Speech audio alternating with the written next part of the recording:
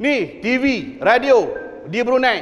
Nah, Sultan Brunei arahkan supaya berpagi-pagi ia dengan apa dia? Baca Al-Quran.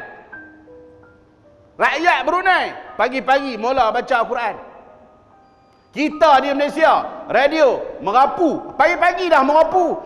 4 gadis duduk, 4 dara duduk di tepi sungai. Nah, duduk menjerat si ketamlah batu hang masuk. Meluat kita dengar.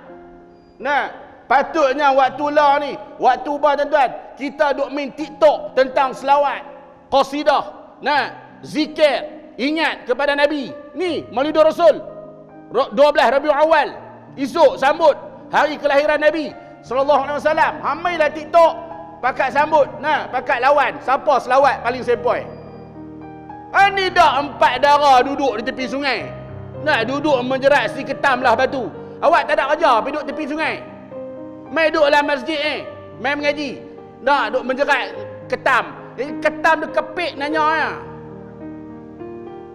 Dia jadi suatu benda. Nah, bila jadi COVID-19, kita bukan nak ingat kepada Nabi, bukan nak ingat kepada Allah. Sebaliknya ingat seronok. Inilah manusia. Tuan-tuan. Wala haula wala quwwata illa billahil aliyyil azim.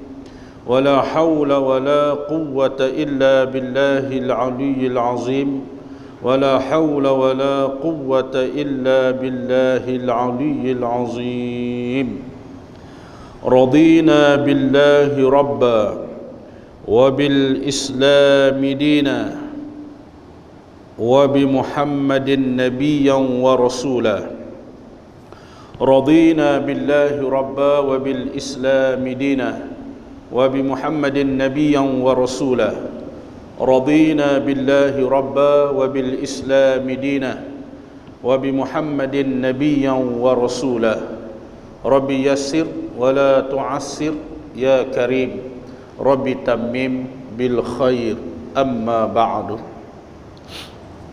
Alhamdulillah, pertama dan buat selama-lamanya, marilah sama-sama kita panjatkan rasa syukur kepada Allah Subhanahu wa taala kerana dengan keizinannya, dengan taufik hidayah dan dengan inayahnya kita dapat hadir berada dalam majlis mengingati Allah, majlis ilmu, taman-taman syurga, yang mana pada majlis ini diberi 999 rahmat daripada Allah Subhanahu wa taala. Sebaliknya hanya 1 rahmat diberikan kepada orang yang berada di luar sana. Ini kelebihan bagi orang yang menuntut ilmu. Satu hari Allah menurunkan rahmat 1000 rahmat. Kepada siapa? Kepada seluruh manusia. Allah memberi 999 rahmat kepada orang yang mengajak dan orang yang belajar ilmu, yang duduk dalam majlis ilmu. Sebaliknya 1 rahmat sahaja diberikan kepada orang yang berada di luar sana, yang tengah drive, yang tengah duduk lepak di kedai makan, yang duduk lena di rumah, yang tengok TV. Nah, yang lain dapat 1 saja rahmat. Kita dapat 999 rahmat Allah. Sebab itu kelebihan bagi orang yang mai mengaji, mai menuntut ilmu, Allah sayang, Allah kasih kepada mereka. Mudah-mudahan dengan sebab Allah kasih dan Allah sayang kepada kita, Allah pelihara kita daripada COVID-19. Nah, dan menjauhkan kita daripada bala COVID-19 insya-Allah. Amin. Yang saya hormati pengurusi masjid, Tuan Imam, Tuan Bilal, seluruh ahli jawatan kuasa masjid, tuan-tuan dan perempuan muslimin dan muslimat, hadirin hadirat yang dirahmati, yang diberkati, yang diredai oleh Allah Subhanahu wa taala sekalian. Sebelum terlupa niat i'tikaf. Nawatul i'tikaf fi hadzal masjid sunnatan lillahi taala. Kita sambung pengajian kitab. 40 hadis dosa pengundang bala. Hadis yang ke berapa, Syekh? 11 mencuri ya. Qala musannif rahimahullahu ta'ala wa nafa'na bi'ulumihi fi daraini amin amin ya rabbal alamin. Bismillahirrahmanirrahim. Hadis yang ke-11, mencuri ya, antara dosa pengundang bala antaranya ialah mencuri. Bismillahirrahmanirrahim.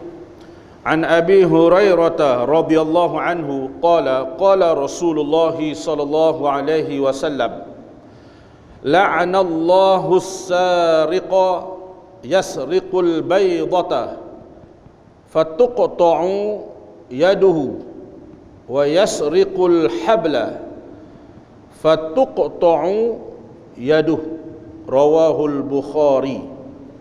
Maksud hadis daripada Abu Hurairah radhiyallahu anhu berkata, Rasulullah sallallahu alaihi wasallam bersabda, Allah melaknat pencuri yang hanya kerana mencuri telur maka dipotong tangannya, dan dengan hanya mencuri tali maka dipotong tangannya. Hadis riwayat Al-Bukhari. Huraian. Mencuri adalah antara dosa besar yang mengundang laknat dan kemurkaan Allah Subhanahu wa taala. Okey, baik tuan-tuan. Mencuri ni tuan-tuan, apa makna mencuri? Sebab di dalam jenis-jenis jenayah hudud terdapat 7 kesalahan yang dikategorikan sebagai jenayah hudud, iaitu yang pertama zina, yang kedua menuduh orang berzina, iaitu qazaf, yang ketiga minum arak, yang keempat mencuri, yang kelima murtad, yang keenam merompak, yang ketujuh penderhaka, iaitu buruh. Jadi tuan-tuan, ada orang tanya, kita buat persoalan lah. Dia kata apa beza mencuri dengan merompak? Yang ni confuse. Mencuri ialah memindahkan secara sembunyi harta alih dari jagaan atau milik tuannya tanpa persetujuan tuannya, dengan niat untuk menghilangkan harta itu dari jagaan atau milik tuannya. Itu mencuri. Merompak pula lain. Merompak keluar seseorang atau sekumpulan yang bertujuan untuk mengambil harta atau membunuh atau menakutkan orang lain dengan cara kekerasan. Itu merompak. Merompak dia main kasar, mencuri dia main halus. Senyap-senyap hilang, tu mencuri. Macam ada lah ni di atas sana tu, wallahu alam. Merompak ke mencuri kita pun tak tahu. Tuan-tuan fikir sendiri. Saya sejak dilantik menjadi ulama muda lah ni, bahasa pun lapik sikit lah. Tak derek-derek dah. Jaga izzah, kemuliaan diri. Kita tak maulah tuan-tuan. Tuan-tuan pun dah pandai, cerdik semua. Politik, kalau sebut bab politik, orang Malaysia paling cerdik. Cerdik tak cerdik, sampai keluar ni pening kepala. Jadi tuan-tuan, kita nak membicarakan bab mencuri. Okey, baik. Mencuri.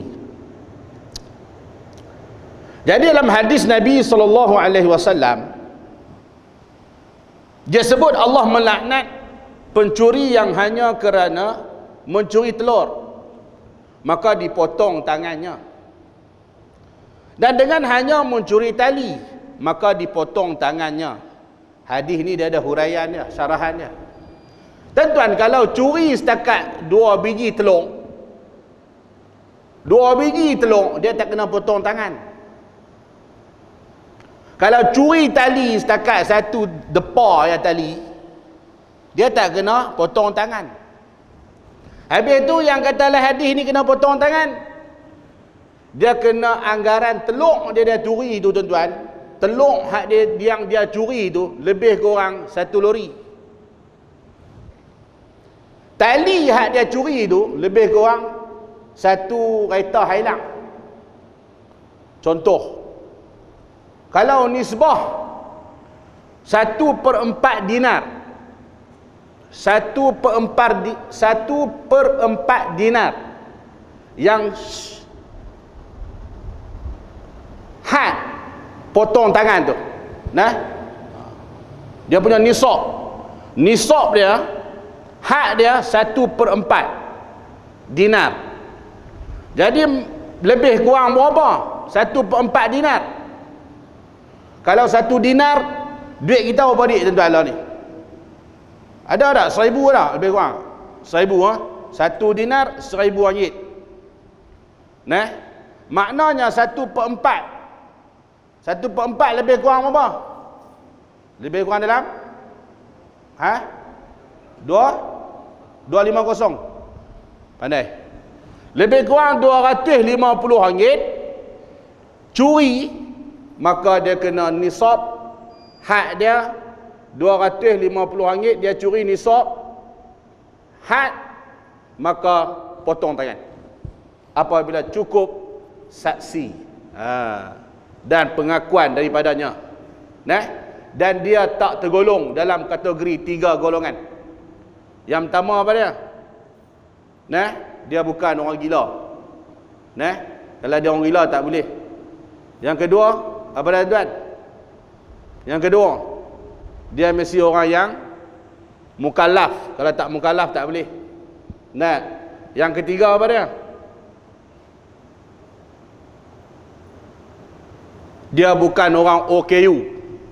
Nah, kalau dia orang yang cacat anggota badan, maka dia tak sesenaraikan untuk dikenakan apa nama potong tangan. Nak potong tangan lagu mana? Tangan pun tak ada. OKU. Nah, jadi bila dia cukup syarat, maka orang tersebut dia kena potong tangannya. Jadi tuan-tuan, hari ini tuan-tuan, yang jadi suatu masalah timbul pada hari ini, nah, ialah apabila nak potong tangan tak boleh potong. Sebab apa tak boleh nak potong? Sebabnya pelaksanaan hukum tak ada. Hukum hudud, had, hudud tak ada. Bila tak ada nak potong lagu mana? Tapak tak ada, tapak. Nak potong tangan tak boleh. Sebab itu kita heran, orang mencuri banyak tapi tak kena potong tangan. Yang kedua, bila nak laksanakan hukum potong tangan, nah, ada pula orang kata apa? Nah, kalau nak makan sup tangan, pi di Kelantan. Tuan-tuan masih ingat lagi? Ada orang kata kalau nak makan sup tangan, pi di Kelantan. Nah, hina hukum Islam, hina hudud, hina hukum Allah. Ini yang berlaku pada hari ini, tuan-tuan. Nah, mempermain-mainkan hukum Allah ikut suka dia ya. Mana boleh, tuan-tuan? Nah, kita tak boleh mempermain-mainkan hukum Allah. Di Perancis, tuan-tuan, nah, orang Perancis, di Perancis, tuan-tuan, nah, lah ni tuan-tuan, orang tengah marah kat Perancis tau. Sebab apa? Presiden dia menghina Nabi sallallahu alaihi wasallam. Buat kartun, nah, karikatur, kartun, lepas tu mempersenda, mempelekeh-lekehkan baginda Nabi sallallahu alaihi wasallam. Tuan-tuan, depa mula duk buat kartun hina Nabi ni start pada tahun 2015. Nah, start pada tahun 2015. Depa duk mula start hina dah Nabi. Sampai sekarang. Nah, sehinggalah ada budak chestnya. Dia tak tahan sangat. Bila guru dia duduk dalam kelas, duduk hina Nabi. Nah, duduk belajar dalam kelas, duduk hina Nabi. Duduk mempelekeh, mempersenarkan Nabi. Dia bagi warning lah. Dia kata jangan duduk hina Nabi ku. Nah, last kali hina. Hina. Sampai dia tak boleh nak tahan lah. Dia pancung kepala cikgu dia. Mampus tu kui. Mati tu kui. Nah, lepas tu Presiden Perancis buat kenyataan. Oh, dia kata apa? Itu hak kebebasan untuk orang nak menghina siapa-siapa. Ikut suka dia lah. Nah, dan dia menyokong. Nah, dan dia mengiktiraf apa nama? Guru tersebut. Maksudnya guru ni dia kata adalah guru yang mendidik, nah, orang yang mengajak murid ni mengikut human right, hak kebebasan seseorang untuk nak mendidik anak murid dia. Jadi kalau dia hina Nabi, nah, dia hina Muhammad, itu dia punya pasal. Nah, maka tindakannya ini mencetuskan kemarahan seluruh rakyat umat Islam di seluruh dunia. Tuan-tuan, sebab itu kita nak beritahu di sini, tuan-tuan kena boikot produk Perancis. Kita kata macam mana nak tahu produk Perancis Ustaz? Nah, kita yang tahu produk di Malaysia ni kita tahu lah. Produk Perancis mana kita tahu. Kalau tak tahu mudah ya. Search dalam Google produk Perancis. Tulis itu. Nanti dia keluarlah senarai. Produk-produk negara Perancis. Boikot, jangan beli. Siapa beli? Dia bersubahat menyokong penghinaan terhadap baginda Nabi sallallahu alaihi wasallam. Esok Maidah Rasul. Tuan-tuan, ni malam ni kira malam 12 Rabiul Awal. Nah, sebab itu kita kena tunjuk kemarahan kita terhadap penghinaan kepada baginda Nabi sallallahu alaihi wasallam yang memainnya. Nah, ni Nabi kita tuan-tuan. Nah, mana boleh buat pesenda melukis gambar Nabi. Hantar orang, hang tengok kan Nabi.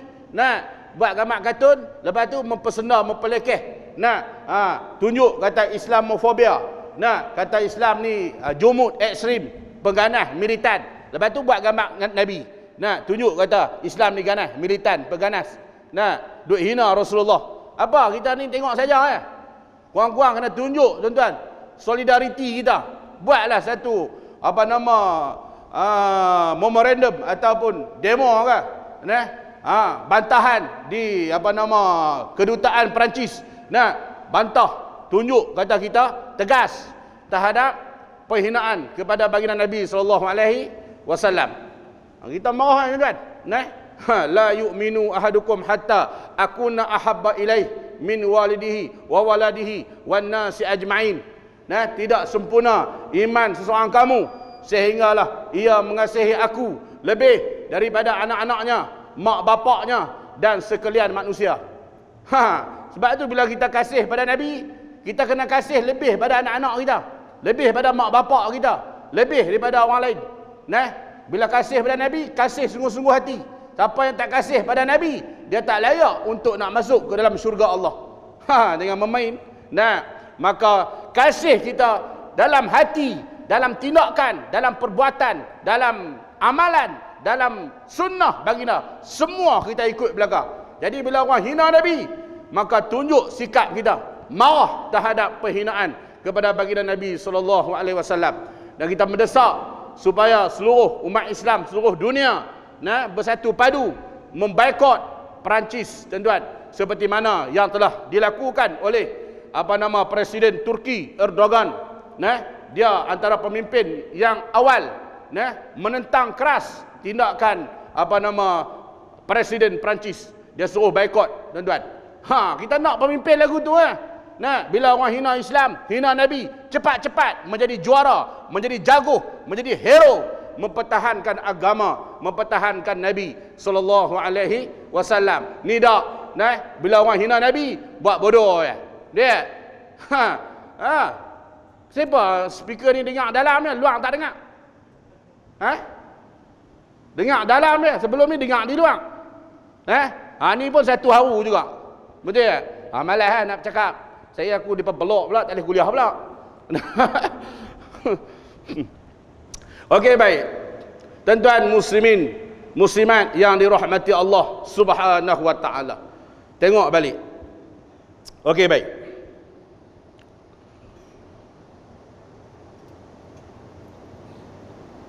Okey. Yang dikenakan hukuman hudud ataupun potong tangan ialah kepada siapa? Yang pertama, orang yang berakal. Yang kedua, orang yang baligh. Yang ketiga ialah dengan kemahuan dia sendiri. Kemahuan dia sendiri. Itu masuk dalam bab pembicaraan lah, dalam hukum hudud tu. Itu lagi dia orang yang ada tangan lah. Kalau dia OKU tak ada tangan, macam mana nak potong tangan dia? Takkan nak potong kepala. Yang tu panjang perbahasan dia. Tapi kita nak bagi tahu malam ni cerita pasal mencuri. Okey, baik. Maka disebut di sini, maka dipotong tangannya bagi orang curi telur. Curi telur kena ambil nisab dia sama dengan 1/4 dinar. 1/4 dinar nisab yang curi telur. Setakat 2 biji yang curi takkan kena potong tangan. Habis kuat kena penampang. Yang kedua, hang curi tali. Tali itu juga nisab dia lebih kurang 1/4 dinar. Kalau kau curi sikit-sikit, dia tak kena potong tangan, tuan-tuan. Okey, baik.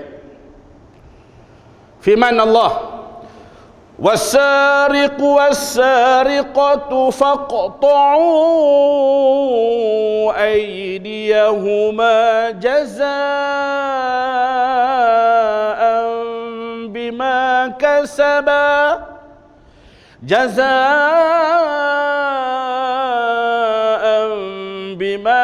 كسبا نكالا من الله Wallahu azizun hakim. Dan orang lelaki yang mencuri dan orang perempuan yang mencuri, maka hukumnya potonglah tangan mereka sebagai satu balasan dengan sebab apa yang mereka telah usahakan, juga sebagai suatu hukuman pencegah dari Allah. Dan ingatlah, Allah Maha Kuasa lagi Maha Bijaksana. Surah Al-Ma'idah ayat 38. Ni hukum Allah, tuan-tuan. Hukum Allah. Allah suruh. Allah suruh, tuan-tuan. Allah suruh. Hukum Allah. Sebab itu antara penyebab, tuan-tuan, bala COVID-19 banyak sangat ni. Kerana apa, tuan-tuan tahu? Kerana kita tak melaksanakan hukum Allah sepenuhnya. Ada orang tanya saya, Ustaz, agak-agak COVID ni bila akan hilang, Ustaz? Saya kata, tanya aku apa? Saya mana tahu? Ini kerja Allah. Jadi macam mana kita nak bagi Allah hilangkan COVID? Buatlah apa yang Allah suruh. Itu vaksin dia, tuan-tuan. Tuan-tuan tahu tak? Vaksin saya jumpa dah. Vaksin COVID-19. Tak payah duk pening-pening tanya doktor, tanya saintis, tanya pakar perubatan, tak payah, tanya saya. Saya dah jumpa dah vaksin COVID-19. Vaksin COVID-19 ialah laksana perintah Allah, hukum Allah, undang-undang Allah, perlembagaan Allah. Selesai masalah COVID-19. Ingat saya saja Allah hantar mai, tuan-tuan. Bala ni COVID-19 Allah hantar mai. Tujuan dia ialah untuk nak mendekatkan manusia kepada Allah, supaya manusia kembali kepada hukum Allah, perintah Allah, undang-undang Allah, perlembagaan Allah, sunnah Rasulnya. Sebab tu Allah hantar mai bala, supaya manusia ingat balik apa kelemahan kamu, kekurangan kamu, apa benda yang kamu tak buat. Ingat balik, oh aku tak laksana hukum Allah. Buat. Bila buat, baru Allah beri nakalan minallah, pencegahan daripada Allah. Tuan-tuan, di Brunei, tuan-tuan tahu? Di Brunei, COVID-19 boleh kira dengan jari. Lebih kurang 1-2 lagu tu je. Tak banyak. Awak tak banyak. Kerana mereka melaksanakan perintah Allah, hukum Allah. Allah mencegahkan segala bala COVID-19 daripada negara Brunei. Siapa saya di hadapan Allah? Apa saya nak jawab di hadapan Allah jika saya kata tidak pada hukum hudud, hukum Allah? Siapa kata? Sultan Brunei kata. Tengok. Siapa saya di depan Allah? Apa saya nak jawab di depan Allah jika saya kata tidak pada hukum hudud? Tu baru betul pemimpin. Tentang setuju tak saya kata aku tu? Tengok muka macam tak setuju Setuju tak saya? Setuju, bagus. Tuan-tuan, di Brunei pagi-pagi mula baca Yasin, baca Al-Quran. Sebab itu di Brunei Allah cegahkan bala COVID-19 tak kena. Kalau kena pun 1-2 ya. Sebab tu siapa ingat kepada Allah, kembali kepada Allah, Allah pelihara. Heran tak tuan-tuan? Nak heran apa? Memang Allah suruh buat apa yang Allah suruh buat. Bila kamu buat ikut sunnah baginda Nabi sallallahu alaihi wasallam, maka Allah hindar. Lah ni kan boleh batuk. Kalau batuk ya orang tengok muka lain macam ya. Meluat aku. Nak batuk ya tuduh kita Covid. Nak berasin ya tuduh Covid. Padahal nak batuk nak buat lagu mana? Nak berasin. Nah, berasin ni bukan sehari dua ni. Start mula-mula awal-awal dulu kita dah berasin dah. Nah, lemailah ni kalau berasin Covid. Kalau batuk Covid. Nah, sampai nak batuk buat muka habis herot muka-muka. Punya tahan. Nah, takut lagi orang tuduh kata Covid. Batuk. Tuan-tuan muslimin muslimat yang dirahmati Allah Subhanahu wa taala. Ni TV, radio di Brunei. Sultan Brunei arahkan supaya berpagi-pagi ia dengan apa dia? Baca Al-Quran. Rakyat Brunei pagi-pagi mula baca Al-Quran. Kita di Malaysia, radio merapu. Pagi-pagi dah merapu. 4 gadis duduk 4 dara duduk di tepi sungai. Duduk menjerat si ketamlah batu hang masuk. Meluat kita dengar. Patutnya waktu lah ni, waktu bah tuan-tuan, kita duk main TikTok tentang selawat, qasidah, zikir, ingat kepada Nabi. Ni Maulidur Rasul 12 Rabiul Awal. Esok sambut hari kelahiran Nabi sallallahu alaihi wasallam. Hamailah TikTok pakat sambut, pakat lawan siapa selawat paling sepoi. Ni dah 4 dara duduk di tepi sungai. Duduk menjerat si ketamlah batu. Awak tak ada kerja pergi duduk tepi sungai. Mai duduk dalam masjid mai mengaji. Duduk menjerat ketam. Ketam dia kepik nanya ya. Dia jadi suatu benda. Bila jadi COVID-19, kita bukan nak ingat kepada Nabi, bukan nak ingat kepada Allah. Sebaliknya, ingat seronok. Inilah manusia. Tuan-tuan. Sebab itu, tuan-tuan, kita kena ambil contoh negara Brunei. Tuhan pelihara, selamat. Taklah teruk sangat kalau kena pun. Lepas kata TV kita ada, TV Al-Hijrah. Memanglah TV Al-Hijrah ada, tapi ada TV-TV yang tak elok banyak, siaran merapu banyak. Orang kita dia bukan nak tengok sangat TV Al-Hijrah, dia akan tengok TV-TV yang merapu. Radio. Kita ada radio IKM. Memanglah ada radio Ahad Islami. Ada berapa banyak lagi radio hak merapu-merapu. Orang bukan nak dengar sangat IKM.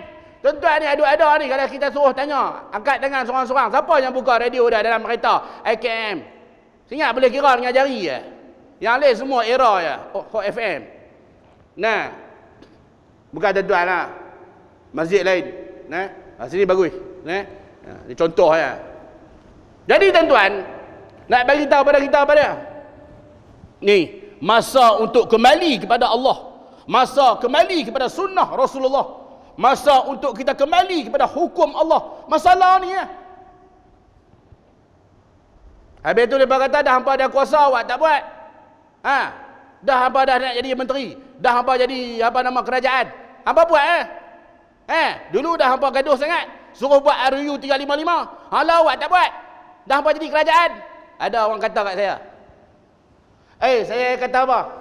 Tuan-tuan ingat nak buat undang-undang ni, RU 355 ni ingat buat di tepi jalan. Ingat buat di kedai makan. Dia kena masuk dalam parlimen. Kena dapat persetujuan majoriti dalam parlimen. Kalau ada ramai majoriti yang sokong, baru boleh tergubal, terlaksana apa nama RU 355. Kalau tak ada orang sokong, tak guna. Sebab kita buat suatu undang-undang bukan buat ikut suka, kita buat dalam parlimen. Sebab itu saya sebut, tuan-tuan, kita kena pastikan yang duduk di dalam parlimen adalah terdiri daripada pemimpin-pemimpin yang berjiwa Islam. Tuan-tuan, saya nak abang kepada tuan-tuan, PRU yang ke-15, pastikan tuan-tuan lantik pemimpin yang betul-betul berjiwa Islam, yang nak melaksanakan perintah Allah, hukum Allah. Yang ni lantik dia menjadi menteri. Jangan lantik orang yang gila kemaruk nak jadi Perdana Menteri. Faham? Orang duk kalut COVID-19 lah apa semua. Duk kalut apa nama ni, rakyat yang susah, yang miskin. Berapa ramai di bawah ni. Yang kena buang kerja, yang tak ada duit, yang merempat, yang susah. Berapa ramai tuan-tuan? Ni yang kena COVID dah meningkat 1,200 lebih. Tuan-tuan, yang mereka duduk di atas sana duk kalut. Duk kalut gila kuasa, nak jadi menteri, nak jadi Perdana Menteri. Cuba fikir masalah rakyat di bawah ni. Masalah ni masa tempoh bertenang. Masalah ni masa bukan berebut jawatan, gila kuasa, gila pangkat. Masalah ni ialah masa untuk nak menabur bakti kebaikan kepada rakyat yang telah memilih kamu ketika mana PRU yang lalu. Lepas tak ada ni dah hampa naik kok atap. Kok atap ke kok pintu ke kok belakang ke, peduli apa? Janji yang hampa dah pegang jawatan, hampa dah ada kuasa, jaga kuasa, menabur bakti, bela rakyat yang miskin, yang susah, yang ada di bawah. Bukan masa duk berebut jawatan masalah ni. Kita tuanku, Seri Paduka Baginda Yang Pertuan Agong, dah keluar arahan dah. Jangan kacau, jangan mengganggu, jangan buat rampasan kuasa dan sebagainya. Mentadbir, mengurus, menjaga rakyat sekarang ni. Ikutlah, patuhlah pada arahan yang di Pertuan Agong. Yang di Pertuan Agong, tuan-tuan tahu siapa dia? Yang di Pertuan Agong adalah wa ulil amri minkum. Ia adalah pemimpin nombor 1, ketua agama kita. Pemimpin nombor 1 kita disebut dalam Quran, wa ulil amri minkum. Kena taat ati Allah wa ati'ur Rasul. Wa ulil amri minkum. Allah suruh taat kepada Allah, taat pada Rasul, dan taat kepada pemimpin, ketua. Siapa dah ketua kita? Seri Paduka Baginda Yang di Pertuan Agong. Ni dah kemaruk. Nak sangat bagi Sat kat dia 15 minit. Bagi Sat 15 minit jadi Perdana Menteri. Habuan lepas gian. Kita ni tuan-tuan tahu, saya sedih kasih bawah tuan-tuan. Kita sedih yang pertama ni, COVID-19. Bala duk main, duk tambah. Yang kedua sedih pasal apa? Rakyat miskin tuan-tuan tahu di bawah sana. Berapa ramai yang kena buang kerja. Yang ketiga kita sedih pasal apa? Semakin lama kita lihat Islam kita semakin ditekan. Tengok di Pulau Pinang sudah. Hanyalah ni tuan-tuan, guna speaker luar, azan dan qomat sahaja. Betul tak? Masa kuliah, masa solat tak boleh. Sebab apa? Mengganggu ketenteraman awam, mengganggu orang luar.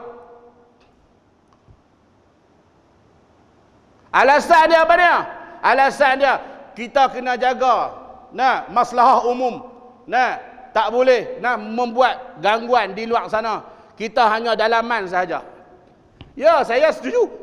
Saya setuju fatwa Negeri Pulau Pinang. Siapa kata saya tak setuju?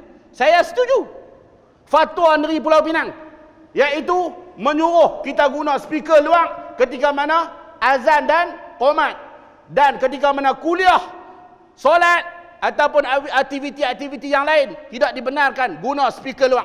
Saya setuju dengan Majlis Fatwa Negeri Pulau Pinang. Dengar elok-elok ni, ada rakaman malam ni. Saya setuju dengan Majlis Fatwa Negeri Pulau Pinang. Tetapi, ada tetapi.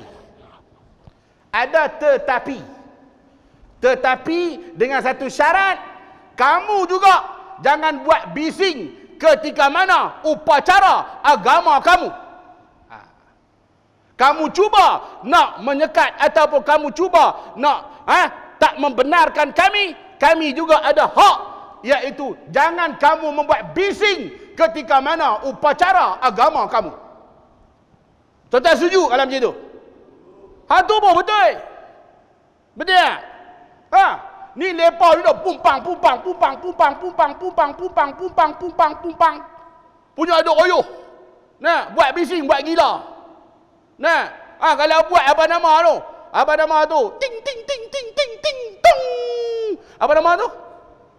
Wayang kulit tu. Wayang kulit punya duk hinyak sampai pukul 12 malam duk oyuh, duk hinyak. Kena kepada hampa, agama hampa. Hampa tak gaduh. Kami tak gaduh. Kami tak gaduh. Kita tak gaduh. Kena kepada agama mereka, kita tak gaduh. Kena kepada kita, bising lah. Hinyak lah. Mengganggu lah. Nak tidur tak boleh. Macam-macam. Kadang-kadang hak Melayu pun sama. Yang buat report kadang-kadang bukan hak yang bukan Islam. Kadang-kadang yang buat report hak Melayu. Betul tuan-tuan? Melayu ada buat report. Ni jenis ni tuan-tuan, saya nak bagi tahu, muka Melayu, hati perut, ni bukan hati perut orang Melayu. Hati perut malas sebut. Rakaman. Sebut juga. Muka Melayu, hati Cina. Muka Melayu, hati bukan Melayu. Pelik pergi buat report dia dah bagi kata bising. Tuan-tuan tahu. Ni, saya nak bagi tahu pada tuan-tuan. Berapa puluh tahun dah. Berapa lama dah tuan-tuan. Start pada dulu. Start pada Merdeka sampai lah. Tak ada apa isu timbul. Kata bising dan sebagainya. Mai 2-3 kerat. 2-3 hari. 2-3 masa ni. 2-3 minggu ni. Rayuh. Pasal apa? Pasal bising. Dulu-dulu mereka tak gaduh. Sebab apa dulu mereka hati? Mereka faham. Dulu kerana jiwa mereka. Mereka tahu ini negara kita mai duk menumpang. Kita duduk di sini. Kita kena hormat tuan tanah, tuan rumah. Betul tak tuan-tuan? Dulu. Lah ni tak lah. Lah ni bila ada kuasa, bila dah dapat tawan negeri, maka mailah satu kesombongan, keegongan. Menunjuk kata dia tu besar kepala. Tak hati dah nak rasa hormat macam dulu-dulu. Cina-Cina, orang India dulu, mereka hati hormat orang Melayu, orang Islam. Mereka faham. Kalau kata dengar bunyi azan, qomat, kuliah, waktu orang semayang tarawih, waktu kita solat, mereka tahu ini negara umat Islam. Perkara 1, perkara 3 kurungan 1. Perkara 3 kurungan 1. Itu hak bagi umat Islam untuk mereka bebas nak melaksanakan apa yang disuruh oleh agama mereka. Islam adalah agama persekutuan. Perkara 11 kurungan 4. Kebebasan dalam agama untuk nak menyebarkan agama Islam. Sebab itu kita ada Universiti Islam, Bank Islam. Kita ada apa lagi tuan-tuan? Kita ada IKM, kita ada Forum Perdana Al-Kuliah, TV Al-Hijrah. Betul tak? Kita boleh buat sebak risalah Islam. Kita boleh ceramah di luar. Kita boleh buat macam-macam untuk nak mengembangkan Islam. Sebab apa? Sebab perkara 11 kurungan 4 dan perkara 3 kurungan 1. Islam adalah agama persekutuan. Agama lain tak boleh. Agama lain tak boleh nak sebak-sebak risalah Bible kepada orang ramai. Tak boleh. Tak boleh ada radio untuk nak mengembangkan agama mereka. Tak boleh ada TV untuk nak mengembangkan agama mereka. Tak boleh. Itu kelebihan yang ada pada kita. Kelebihan yang ada pada kita ialah perkara 3 kurungan 1. Islam adalah agama persekutuan. Perkara 11 4. Bebas untuk kita nak mengamalkan agama Islam di dalam negara kita sendiri. Tiba-tiba mai 2-3 kerat ni, mulalah timbul bising dan sebagainya. Saya bukan nak salahkan majlis fatwa. Ni, saya bukan nak salahkan majlis fatwa. Saya bukan nak salahkan pihak mufti dan sebagainya. Saya cuma nak bagi tahu di sini apa dia. Di sini nak menunjukkan bahawa mereka dah mula besar kepala. Siapa dia? Golongan-golongan pok-pok tu. Mata sepek. Pok-pok ni mula dia tunjuk besar kepala, tuan-tuan. Lah ni dia tak bagi kata speaker guna di luar ketika mana kuliah dengan solat. Satu masa nanti tuan-tuan akan tengok, satu masa nanti tak pelik. Satu masa nanti apa sahaja aktiviti dalam masjid kita tak boleh buat. Tengok tunggu tengok bukan saya nak tuduh dah Kalau pok-pok ni tuan-tuan memegang tampuk kuasa, sebab itu Al-Quran melarang memilih pemimpin daripada orang bukan Islam memimpin urusan umat Islam. Sebab ni sebab ni Allah melarang. Surah Al-Mumtahanah ayat 1 dengan 2. Allah melarang memilih pemimpin orang bukan Islam, pok-pok munafik jadi ketua, jadi pemimpin. Sebabnya ialah apabila mereka menjadi ketua, menjadi pemimpin, mereka akan mengganggu dan mereka akan mengacau kedudukan agama kamu, urusan agama kamu, Islam kamu akan diganggu, dikacau. Sungguh Allah ni memang berlaku. Tapi saya sebagai seorang pendakwah, saya patuh dengan Majlis Fatwa Negeri Pulau Pinang. Saya ikut apa yang disebut oleh Majlis Fatwa Negeri Pulau Pinang. Mereka ada nas, ada dalil, ada hujah. Kerana yang duduk dalam Majlis Fatwa Negeri Pulau Pinang bukan calang-calang orang, ulama-ulama yang hebat-hebat yang duduk dalam Majlis Fatwa Negeri Pulau Pinang. Yang tu saya tak petikai. Yang saya petikai ialah golongan yang besar kepala, yang jadi pemimpin, yang hari ini mereka dah tunjuk belagak, sombong untuk nak menyekat tentang perkembangan agama Islam di dalam negara kita. Di Perancis hina Nabi. Hari ini umat Islam kena sedang. Tuan-tuan, umat Islam hari ini kena sedang. Sedang lagu mana? Kita kena faham situasi kita hari ini dikekang, dihimpit, dikecam, dihina dan dibuat macam timun, macam bola, disepak, diterajang dan sebagainya. Kerana apa? Kerana yang pertama musuh kita ialah pok-pok golongan kufar yang menyerang, yang anti dengan Islam. Yang kedua ialah golongan munafik yang menjadi pencacai, jadi pengkhianat yang nak merosakkan agama Islam. Di negara Arab, tuan-tuan, UAE, Jordan, Bahrain, Mesir bersekongkol dengan Israel untuk menjadikan negara Palestin adalah negara sebahagian ataupun sepenuhnya untuk diambil alih oleh Israel. Mendapat persetujuan daripada UAE, daripada Bahrain, daripada Jordan, daripada Mesir, menjadi pengkhianat, munafik kepada agama Allah, kepada muka bumi Palestin yang diberkati oleh Allah. Maka golongan inilah yang nak merosakkan agama, yang nak merosakkan Islam.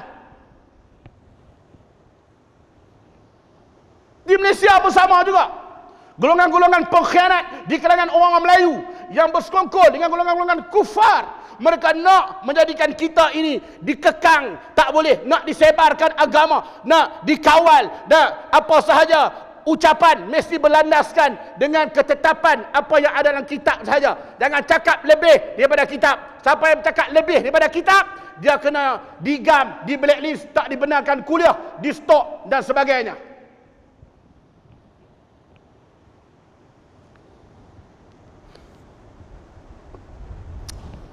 Ustaz marah tak marah. Saja tegas. Tegas saja, tak marah. Tegas saja. Boleh tak tu Syekh? Boleh. Ada yang lompat bagi duduk atas meja ni pula semangat. Nah. Allahu Akbar. Jadi tuan-tuan, okey baik. Tengok balik kitab. Apabila seseorang itu telah melakukan jenayah mencuri, tiada gunanya dia bertaubat dan menyesal atas dosa yang dilakukannya kecuali setelah dia memulangkan semula barang curian itu kepada pemiliknya semula. Okey baik. Antara dosa-dosa ataupun taubat yang tidak diterima, tidak diampun oleh Allah ialah orang yang mengambil hak orang tetapi tidak dipulangkan. Tuan-tuan, mencuri tak pulang balik hak orang. Berhutang tak bayar. Hutang orang tak bayar. Nah, yang kedua, mencuri tak bagi balik hak orang. Maka orang ni doa dia Allah tak pandang, taubat dia Allah tak terima. Dia minta ampun, Allah tak ampun. Ustaz tahu mana? disebut dalam kitab, dalam hadis tentang golongan-golongan yang Allah tak pandang, Allah tak terima dia. Yang main.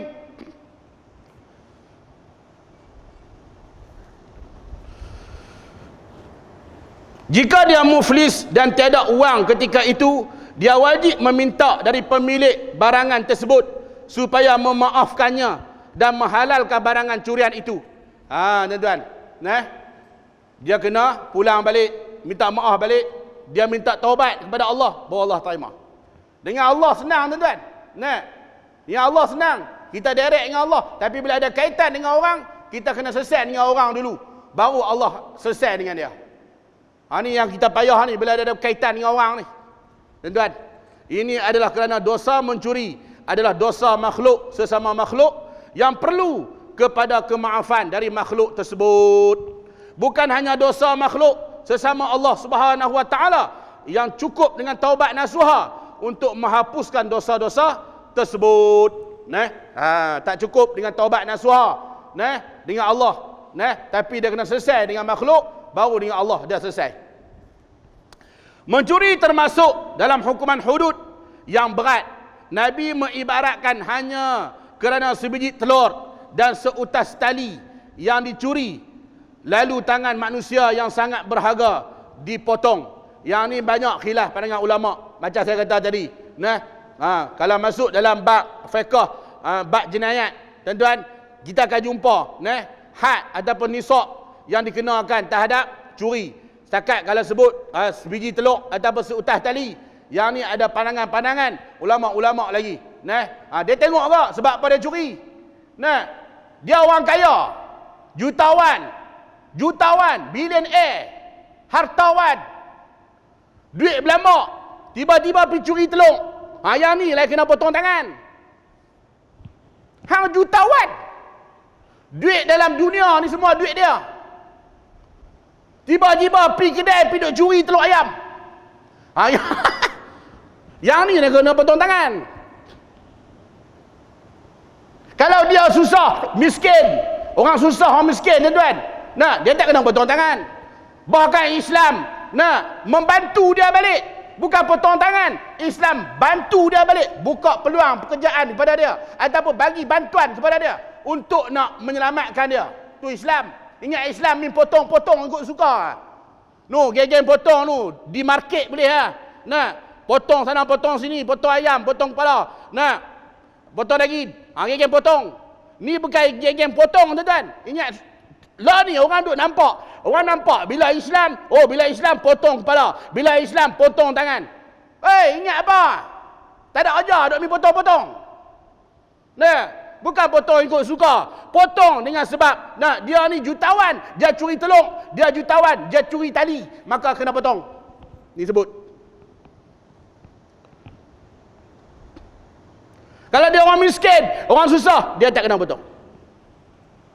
Yang kedua, tuan-tuan, kalau kata dia simpan elok-elok, simpan elok-elok, dia simpan, dia kunci buah pedayam, buah mangga, tiba-tiba orang curi. Yang ni yang kena hudud. Dia tak bagi. Usaha mencuri juga. Orang ada simpan elok-elok. Tapi kalau dia letak terbuka, dia letak secara terbuka, memang dia letak situ, orang boleh ambil, orang boleh curi. Yang tu hukum dia berubah pula. Ya, senang-senang nak hukum potong tangan orang.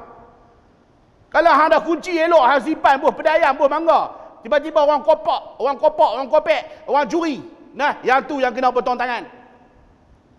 Yang ni pula kawan ni, dia tengok-tengok cantik punya RM50 duk ada atas meja. Dia kata apa? Ni habuan aku rezeki aku dia balas RM50. Dia kena potong, dia tak kena potong. Sebab apa? Sebab diletakkan secara memang terbuka, memang seolah-olah nak bagi orang curi. Dia ada banyak, tuan-tuan. Kalau bicara bab curi ni, tuan-tuan, kitab tebal tu nak membicarakan tentang tajuk curi. Tak cukup malam ni kerana nak cerita bab curi. Kita bagi. Cuma kita dengar perkara-perkara yang asas, yang basic sahaja. Supaya kita faham apa hudud, apa itu hukum Islam, apa itu hukum potong tangan. Kita faham. Bagi faham. Lah ni orang faham pun tak. Cerita dia orang faham pun tak. Orang pun tak tahu apa. Nah, apa benar hudud apa dia? Potong tangan ni apa dia? Dia tak tahu. Lepas tu duk menghina Islam, potong tangan, makan sup tangan dan sebagainya. Nah, mencuri termasuk dalam hukuman hudud. Sambungan. Ini kerana Islam lebih mengambil berat terhadap harta manusia. Bayangkan jika seseorang mencuri sesuatu yang lebih berharga dari sebiji telur dan seutah tali, alangkah besar dosanya. Kalau curi telur dengan seutah tali pun dikenakan hukuman potong tangan. Sebab apa? Sebab dia mencuri atas sebab dia dah kaya, dia orang jutawan pun dia mencuri, yang ni kena potong tangan. Kalau dia orang miskin, dia tak kena potong tangan. Bahkan Islam nak tanya dia sebab apa curi, dia kata mau tak curi, anak di rumah nasi tak makan 15 hari. Isteri saya tak makan nasi 2 hari 2 malam. Saya pun tak makan nasi kat 5 hari. Saya susah, duit tak ada, miskin. Sebab itu saya curi. Islam tak kenakan hukuman kepada dia. Islam buat apa? Islam bagi peluang pekerjaan kepada dia. Islam bagi duit, bagi bantuan pula kepada dia. Orang hak curi tadi. Islam cukup indah tuan-tuan. Islam yang dibawa oleh baginda Nabi SAW cukup cantik, cukup indah tuan-tuan.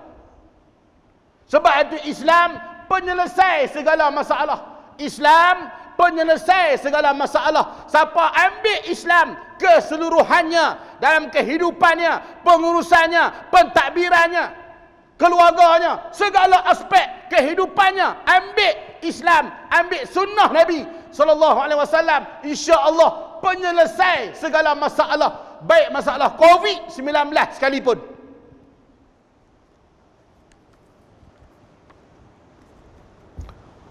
Sayyidina Umar Abdul Aziz, pemerintahan 2 tahun setengah ya tuan-tuan. Berkat 2 tahun setengah ya memerintah.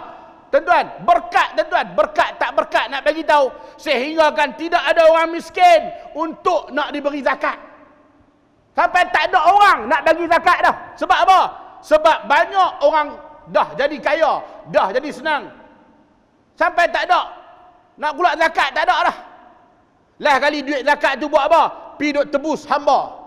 Pi duk beli hamba, tebus. Nak beli hamba bebaskan, beli hamba bebaskan. Sebab apa? Sebab semua rakyat dia senang di bawah pemerintahan Umar Abdul Aziz. Sehingga akan pelanduk tidak makan serigala. Punya makmur, punya berkat pemerintahan dia, serigala jadikan pelanduk sebagai kawan. Tak makan. Nak makan apa? Makanan banyak, kenyang. Sampai serigala boleh kawan dengan pelanduk. Hebat tuan-tuan. Lepas pada Umar Abdul Aziz meninggal dunia, apa berlaku? Serigala tu dandan makan pelanduk. Nak abang apa di sini tuan-tuan? Nak bagi tahu di bawah pemerintahannya ialah mengikut keseluruhan yang disuruh oleh Allah dan Rasul. Orang tanya Sayyidina Umar Abdul Aziz, orang tanya, bagaimana pemerintahan kamu ni elok sangat, cantik sangat, tak ada masalah, semua jadi elok. Dia jawab mudah ya. Dia kata apa? Kamu buat apa yang Allah suruh, tinggal apa yang Allah larang. Ihfazillah yahfazka. Kamu jaga Allah, Allah jaga kamu. Ikut segala sunnah baginda Nabi SAW. Mudah ya? Mudah ya? Selebihnya serah pada Allah. Buat apa yang Allah suruh, apa yang Nabi suruh buat. Lepas tu hak nak main macam-macam lagu mana orang nak kacau orang apakah, jangan peduli. Buat dulu apa yang Allah suruh, apa Nabi suruh. Yakin dengan Allah, yakin dengan Rasulullah. Bila dah buat, maka apa yang akan berlaku? Bila dah buat, Allah akan memelihara, Allah akan menjaga kamu. Ihfazillah yahfazka. Kamu jaga Allah, Allah jaga kamu. Tak yakin lagi? InsyaAllah tuan-tuan, PRU yang ke-15 pastikan kita angkat pemimpin yang betul-betul berjiwa Islam, pemimpin yang betul-betul yang nak melaksanakan perintah Allah, hukum Allah. InsyaAllah kita akan selamat di dunia dan di hari akhirat. Takbir. Pok-pok gila kuasa, gila pangkat, gila jawatan, nak jaga kepentingan perut nasi mereka, nak jaga anak bini kroni, nak jaga kepentingan mereka, tak payah lantik semak. Lantik kali ini tuan-tuan, tengok betul-betul muka ni muka macam mana. Oh, dia ni betul-betul nak melaksanakan Islam, dia ni betul-betul nak menjaga agama bangsa dan negara. Ambil dia, angkat dia, insya-Allah tuan-tuan, dia akan memimpin kita dengan mengikut cara Allah, cara Rasulullah, dan muka bumi Allah ni makmur dengan keberkatan. Baldatun thayyibatun wa rabbul ghafur, insya-Allah. Takbir. Tuan-tuan, saya nak bagi buah tangan untuk tuan-tuan awak balik. Esok Maulidur Rasul. Tuan-tuan kena ingat, Nabi Rasulullah adalah kekasih Allah. Qul in kuntum tuhibbunallah fattabi'uni yuhibbukumullah. Maka kita kena kasih pada Rasulullah. Bila kita kasih pada Rasulullah, kita kena ikut apa yang Rasulullah suruh, apa yang Rasulullah amalkan, kita amalkan. Kita buat apa yang Rasulullah buat. Maka saya nak bagi buah tangan untuk tuan-tuan buat balik. Ada 5 perkara amalan baginda Nabi SAW, sunnah Nabi SAW yang Nabi suruh kita buat. Yang pertama ialah Nabi suruh kita buang darah kotor. Ingat tuan-tuan, Nabi suruh kita buang darah kotor. Apa dia? Berbekam. Nabi suruh buang darah kotor. Kena buang. Siapa yang buat bekam di sini angkat tangan? Yang buat bekam, angkat tangan. Ada tak? Pakat pergi jumpa dia, bekam dekat dia. Dengan cah mahal ingat. Ni sunnah Nabi. Ambil murah-murah sudah. Pakcik. Ikut dapat pahala. Duit dapat, pahala dapat. Dengan cah mahal ingat. Pakat pergi bekam dekat pakcik ni. Buang darah kotor. Buang bila? Hari Senin, hari Selasa, hari Khamis. Itu sunnah. Buang bulan berapa? Bulan apa pun tak apa. Tapi elok buang bulan Islam. 17, 19, 21. 17, 19, 21. Bulan Islam. Buang waktu mana? Waktu pagi. Waktu pagi sebelum makan apa? Waktu pagi. Buang dekat mana? 2 belikat belakang dan di tengah. 2 belikat belakang dan di tengah belakang. Itu sunnah Nabi. Habis tu ustaz, yang orang bubuh sampai kat pungkuk semua ada. Yang tu ikut suka, yang tu tambahan. Tak salah. Nak tambah tangan lain, tambahlah. Tapi hak Nabi buat di belakang dan di tengah. Ada ustaz lepa buat apa nama tak kira hari. Itu ikut sukalah. Masing-masing lah yang tu nak menega. Tapi kalau nak ikut sunnah, hari Senin, hari Khamis, hari Selasa. Yang kedua, Nabi suruh apa dia? Istinsyaq. Apa itu istinsyaq? Istinsyaq ialah swab test. Swab test. Apa itu swab test? Bubuh ayak dalam lubang hidung. Sedut lepas tu seh keluar. Sedut ataupun sedut keluar kat mulut. Siapa boleh buat lagu tu lagi bagus. Ataupun tak boleh buat lagu tu, dia sedut, dia seh balik. Istinsyaq, dia akan dapat menyembuhkan penyakit stroke ataupun angin ahmar. Dia masuk oksigen ke otak dengan selamat. Bila hidung tersumbat, oksigen tak masuk, maka tekanan darah tinggi. Sebab itu kena stroke, kena darah tinggi. Nabi suruh buat, kita tinggal amalan istinsyaq. Banyak orang kena COVID-19. Kalau pergi tanya dia, sebab apa hang kena COVID-19? Hang duk buat dah istinsyaq. Dia kata tak ada. Istinsyaq datang apa? Dia tanya kita balik. Banyak orang kena COVID-19 sebab tak buat istinsyaq. Ingat tuan, amalkan sunnah Nabi, istinsyaq. Yang kedua. Yang ketiga, Nabi suruh cuci perut. Cuci perut. Cuci usus. Cuci perut, cuci usus ialah dengan apa? Klorok. Nak mampui. Bukan yang klorok. Dengan sanna. Apa itu sanna? Sanna ialah sejenis daun Ya Allah, jadikan dia untuk nak melawaskan makanan dalam perut. Sejenis daun. Dia macam daun pokok jambu buluh. Belimbing buluh. Belimbing buluh tu, daun yang lebih kurang macam tu kan. Nah. Dia buat macam ayat teh. Bancuh-bancuh minum. Dia tak asid, dia tak kikis urat perut, dia tak bahaya. Minum tu 8 jam berak. Minum malam, pagi besok dia berak. Nabi suruh, Nabi kata makan daun sana. Makan sana. Nabi suruh makan sana. Sana ni Nabi sebut dalam riwayat Ibnu Majah. Nah, jika ada ubat mati, maka sanalah ubatnya. Sana lembut dan menyenangkan. Siapa yang jenis makan banyak berak tak? Jaga. Makan kuat berak tak? 2 hari baru nak berak, 3 hari baru nak berak. Dia ni jaga, bahaya. Doktor bagi tahu, makanan yang kita makan jangan lebih pada 18 jam. Betul tak? Makanan yang kita makan jangan lebih pada 18 jam. Siapa yang makan makanan duk ada dalam perut lebih pada 18 jam, dia tak berak, dia akan jadi toksik. Sebab itu kita kena makan berak, makan berak baru sihat. Nak makan apa? Makan sana. Ustaz, nak dapat mana? Daun sana. Tak payah, di belakang sana. Di belakang sana ada daun sana. Sebotol RM5. Saya buat siap dah. Murah ya saya jual. Sebotol RM5. Tuan-tuan ambil satu sudu, bubuh lancawan, buah yak panas, kacau. Tuan-tuan minum. InsyaAllah. Ni perut hak yang berlemak, berkarat. Zaman Tengku Abdul Rahman pun dia boleh keluar segala karat-karat.